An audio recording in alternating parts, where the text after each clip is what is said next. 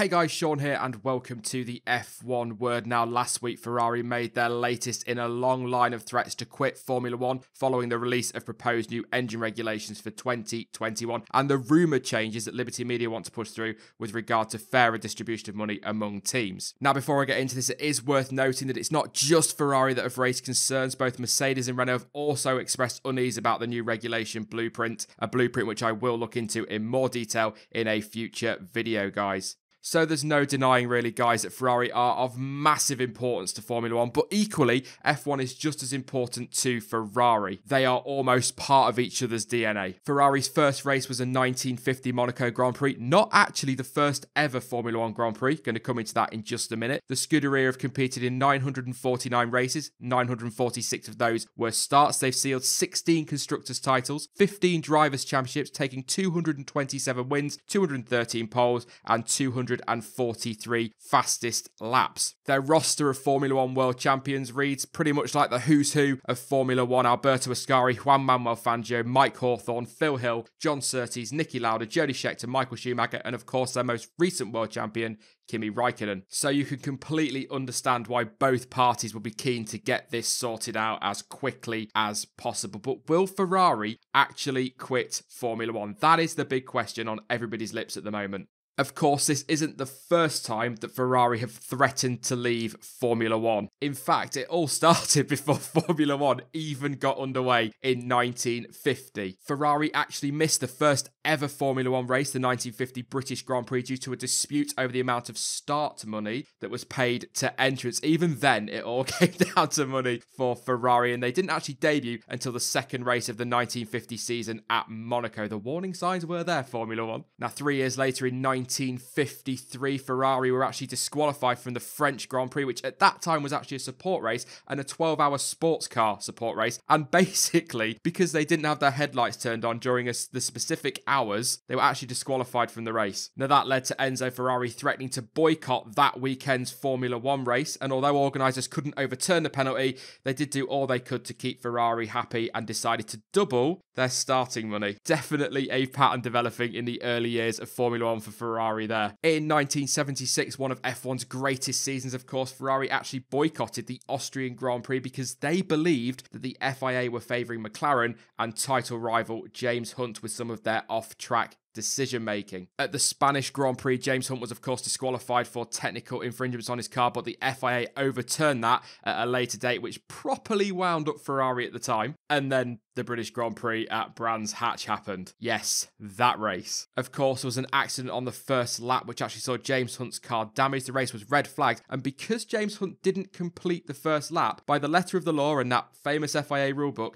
he should not have been allowed to race. But the stewards, after calls from the fans and others around Formula 1, allowed James Hunt to take part. Now, although he was later disqualified by the FIA, Ferrari still threw a little bit of a strop, which you can kind of understand, as they felt that that kind of situation should never have been allowed to happen in the first place. The Scuderia ultimately decided to boycott the Austrian Grand Prix. Now, it should be noted that this boycott actually took place whilst Niki Lauda was in hospital following his horrific accident at the Nürburgring. And it is widely believed, and I tend to agree with it as well, that had Niki Lauda been fit to race, that boycott probably wouldn't have happened because there would have been championships on the line. But nevertheless, they still boycotted the 1976 Austrian Grand Prix. A decade later in 1986, the FIA wanted to switch from V12 to V8 engines, but Ferrari were definitely not happy about that. Of course, in Ferrari's DNA is it's all about power. That is how they've always been from day one in Formula 1. The Italians decided they would be off if the FIA didn't change tact and quickly, and initially, the FIA actually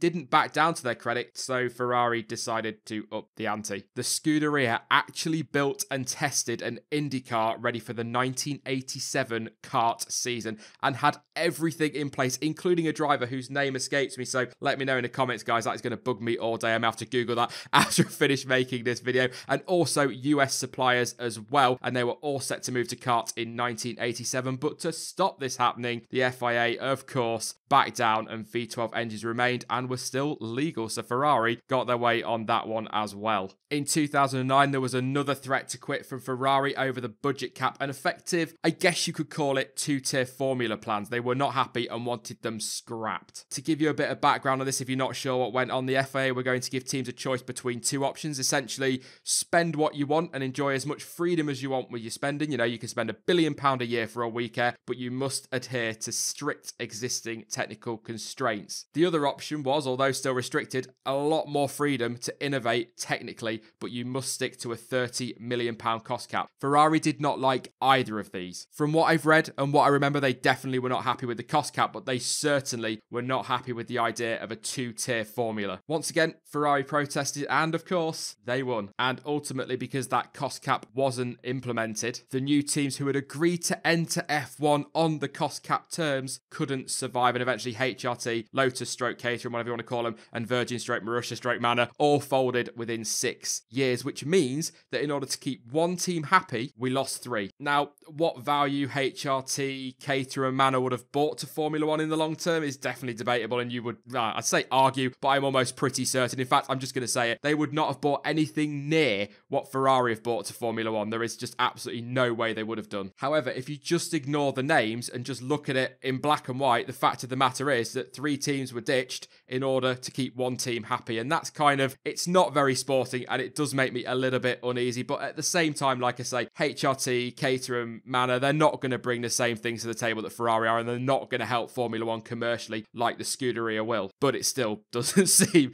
entirely right, does it, guys? Now, there are a few more quit threats throughout Formula 1 history from Ferrari. Most of them, though, were little whispers rather than big rumours. They were the big main quit threats that Ferrari have made in the past. And that brings us nicely on to 2017 and their latest quit threat, and it's all over these new engine regulations. Like I say, I'm going to go into them in a bit more detail in a future video, guys. Try and get a little bit technical if I can for that one. Ferrari boss Sergio Marchionne has said Liberty has got a couple of good intentions in all of this, one of which is to reduce the cost of execution for the team, which I think is good. But there are a couple of things we don't necessarily agree with. The fact that we now appear to be at odds in terms of the strategic development of this thing, and we see the sport in 2021 taking on a different air, is going to force some decisions on the part of Ferrari.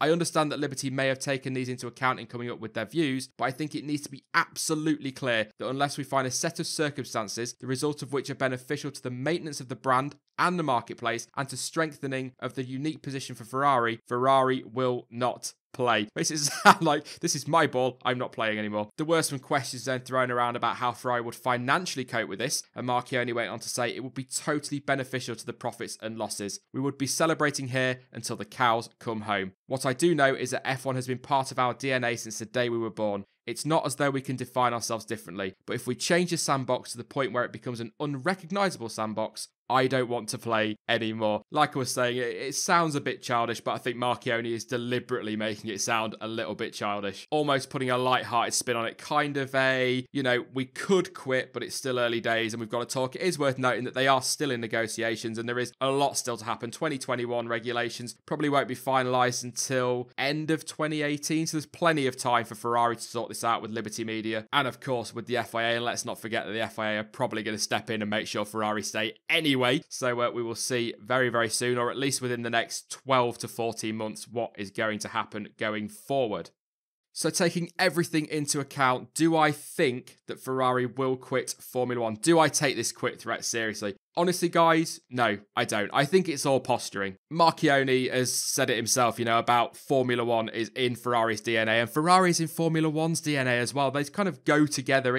I just don't take it seriously. Like I say, I think it's posturing to try and get Ferrari the best deal they possibly can. Even if Liberty Media do look to try and restrict what Ferrari get in terms of historical payments, I think Ferrari are going to still try and negotiate themselves a better deal, which from a business sense, you completely understand, but from a sporting sense, it really does make me uneasy. Ferrari gets a rumoured, I'm going to say rumoured, but I think it's pretty clear cut, $70 million per year just for turning up and being Ferrari. That is not sport. I understand and I agree that Ferrari have to have some kind of acknowledgement from Formula 1 for what they've put into the sport. They've not just bought the racing, they've bought so much to Formula 1. You know, you look at Monza, for example. The grandstands are packed, absolutely packed with the Tifosi. That brings money to Formula 1. Most Grand Prix, you will see a huge amount of of red Ferrari fans, although that has gone down a lot over the years, a lot more Red Bull fans, a lot more Mercedes fans, obviously, but there are a lot of Ferrari fans still in the grandstands. And of course, they pay for their tickets, they pay for this at Grand Prix, they pay for that at Grand Prix. Therefore, those fans are bringing money into the sport as well. So it's important to remember Ferrari have bought a lot to Formula One, but $70 million a year is ridiculous. The first thing wrong with that, before you take into account anything else, is that Ferrari, who haven't won a Constructors' Championship since 2007, and Mercedes, who have won the last 3 up to this point, of course, the 2017 projected payments, Ferrari are ahead of Mercedes in the standings. That just does not ring true. And that's not to mention the fact that if you remove all of Ferrari's other payments and just include the long-standing team historical payment thing that they get, that will put them above Toro Rosso, Renault, Sauber and Haas in terms of the distribution of money. That is not sport. That is not sport at all. Again, I understand why Ferrari needs some acknowledgement and deserves some acknowledgement for what they do, but to get 70 million, which just makes a mockery of the distribution of money, it's absolutely ridiculous. The money just needs to be distributed better. It could do with being distributed evenly, to be perfectly honest. Like I say, I don't think I'm going to take this too seriously from Ferrari. They've done it so many times before. I think there will be negotiation after negotiation over the next few months, and a deal will be struck between Ferrari, the FIA, between Liberty. It'll all get sorted and Ferrari will stick around. Let's make one thing clear though. If Ferrari do decide to leave Formula One, Ferrari will survive and Formula One will survive. If they go, there are plenty of manufacturers out there. There's Aston Martin, Porsche, Audi, perhaps even, I don't know, Lamborghini, who will be more than happy to pounce on that space left by Ferrari. They'd be more than happy to do that. There are a lot of people out there that think that Ferrari are bigger than Formula One. I am not one of those people. No team on that grid is bigger than the sport. End of. There is no denying that if Ferrari went, it would be a huge loss to Formula One, but it would be just as huge a loss to Ferrari as well. So I don't think it's going to happen. But if the two part ways, both will survive, and that's that. But of course, that is all just one man's opinion. What do you guys think about the whole situation? Let me know in the comments down below. I will be back on Sunday with live Brazilian Grand Prix reactions. Of course, guys, feel free to come along. We'll have a bit of healthy debate post-race. I'm hoping to get you guys involved as much as possible during that live stream. But as ever, guys, thank you so much for watching. I've been Sean. This has been the F1 Word. And until next time, goodbye.